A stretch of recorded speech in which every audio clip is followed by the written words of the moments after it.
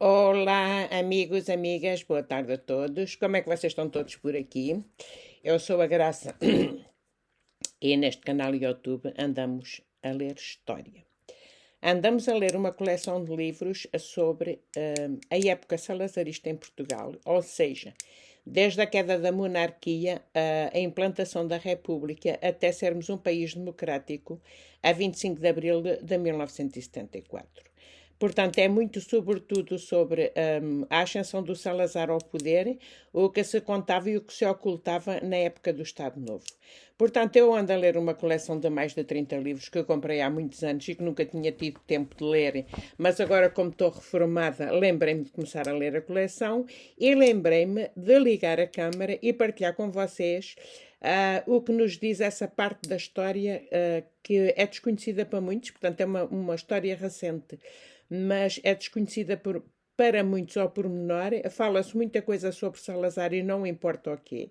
E, portanto, esta coleção de mais de 30 livros foi escrita por historiadores, jornalistas, etc., com bastantes pesquisas sobre os arquivos nacionais e, portanto, é absolutamente de confiança.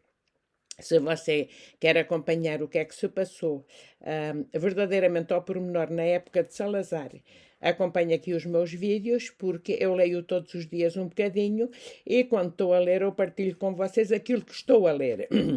Portanto, eu estou ainda na primeira parte do livro da coleção, que é este, que vai de 1926 a 1932. Mesmo se, para compreendermos certas situações, recua um bocadinho desde a queda da monarquia e a implantação da República. E este vídeo hoje nós estamos naquela parte em que Salazar já está na Universidade de Coimbra e já vai ser professor. Portanto, ele vai ser professor na própria universidade onde ele estudou. Se você quiser saber o que se passou nos vídeos anteriores, basta ir à playlist que está aqui no meu canal YouTube e ir a uma playlist que está lá, que diz a Ascensão de Salazar, de 1926 a 1932, está referente a este livro e aos vídeos todos anteriores. Se não, no final do vídeo vai aparecer dois vídeos, os dois vídeos anteriores aparecem sempre também no final do vídeo que eu publico. E então a gente hoje vai continuar a ler esta parte da página 39, em que o Sr. Dr. Oliveira Salazar passou a ser professor da universidade. Esta parte da história de Salazar, também que eu costumo dizer sempre isso nos meus vídeos, que é para não enganar ninguém, esta parte da história de Salazar foi escrita por António Simões do Paço. Portanto, ainda estamos no que esse senhor, António Simões do Paço, escreveu sobre a biografia de Salazar. E nós vamos aqui a 4 de novembro, só para fazer assim um resumo que já tinha dito no vídeo anterior, de 1914, o Conselho da Faculdade de Direito vota a classificação final de Salazar. 19 valores, muito bom, com distinção. Portanto, vamos aqui ler o professor Salazar e o que é que diz. O novo estatuto do professor, ainda que precário, dá-lhe uma outra segurança e vinca-lhe os traços de caráter. Era orgulhoso, diz Franco Nogueira, mais tarde seu ministro e biógrafo, que traça administrativamente o seu retrato psicológico aos 27 anos. Melindrava-se por um nada. Afastava intimidades excessivas. Tinha uma enorme força de vontade, que se traduzia em persistência, tenacidade, firmeza. A sua natural timidez, reserva, acanhamento, fora até certo ponto dominada para não exteriorizar emoções. Para se manter lúcido, ao mesmo tempo, era capaz de sarcasmo cortante, de vingar o orgulho ferido pelo escárnio mordaz. Outro fator de segurança era, sem dúvida, a melhoria da sua situação material. Acabada a bolsa e as explicações, entre março e agosto de 1916, ganhara das aulas da faculdade um total de 1001 escudos e 22 cêntimos. Além disso, arrendar ao Estado por 30 escudos mensais uma parte da casa do vinheiro para a escola onde lecionava a sua irmã Marta e recebia mais 35 escudos por outros alugueres. Começava também a ser procurado para emitir pareceres jurídicos e fiscais. Como era poupado, podia mesmo emprestar dinheiro aos amigos. Em novembro, empresta 50 escudos a Cerejeira.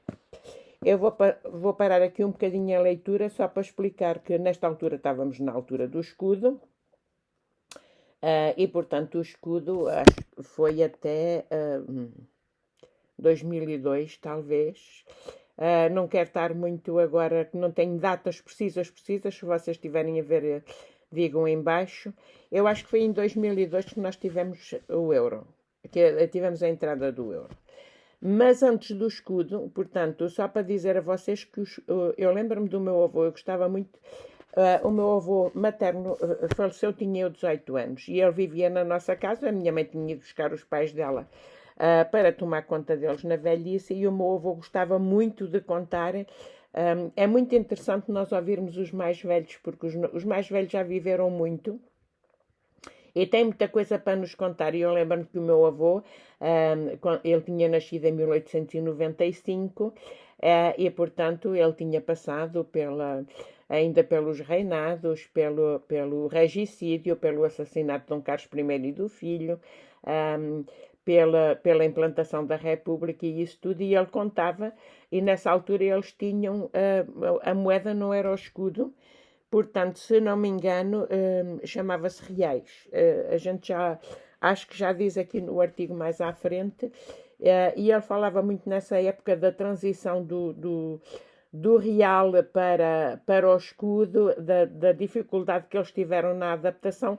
Portanto, se nós quisermos, é só para fazermos uma comparação, de todas as gerações, nós passamos por essa dificuldade entre a transição do escudo e o euro, com a vida a ficar mais difícil, e eles também tinham passado por isso nessa altura.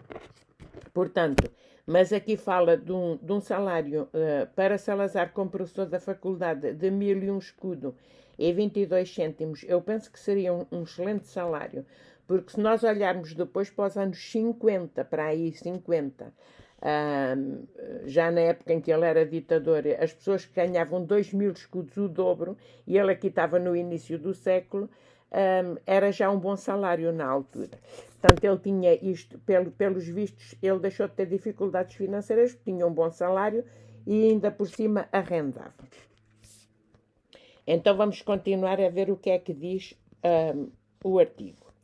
Em março de 1917, Salazar presta finalmente provas para assistente na Faculdade de Direito. Entretanto, entrega uma outra dissertação, O Ágio do Ouro, Sua Natureza e Suas Causas, 1891-1915, em que analisava a balança de pagamentos e as oscilações cambiais em Portugal, no período final da monarquia e princípios da República. A 31 de março era aprovado e nomeado assistente efetivo, precedendo concurso. Terá sido por essa altura que, ao falarem de política e do futuro, Salazar confessou ao amigo Cerejeira: sabes, sinto que a minha vocação é a de ser primeiro-ministro de um rei absoluto.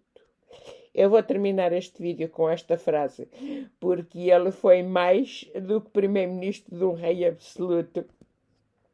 Portanto, se você quer continuar a saber ao pormenor, escrito por jornalistas e historiadores, o que foi verdadeiramente o Estado Novo em Portugal, vá acompanhando a leitura comigo, que eu leio todos os dias um bocadinho e não faço vídeos muito longos, que é para as pessoas não se saturarem. Vou acabar o vídeo, portanto, que eu já tinha mostrado ontem. Amanhã vou fazer um vídeo sobre deputado por um dia, que ele ao princípio foi deputado só por um dia, e a gente, antes da queda da Primeira República, será o vídeo da manhã. Eu termino com esta fotografia que já tinha mostrado ontem, quando ele foi para Lisboa, para chefiar o Ministério das Finanças.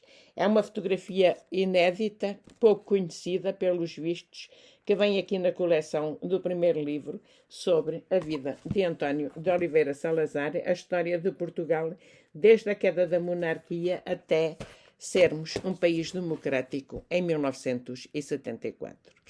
Um beijinho para vocês, amigos. Bye, bye. Até amanhã. Beijinhos.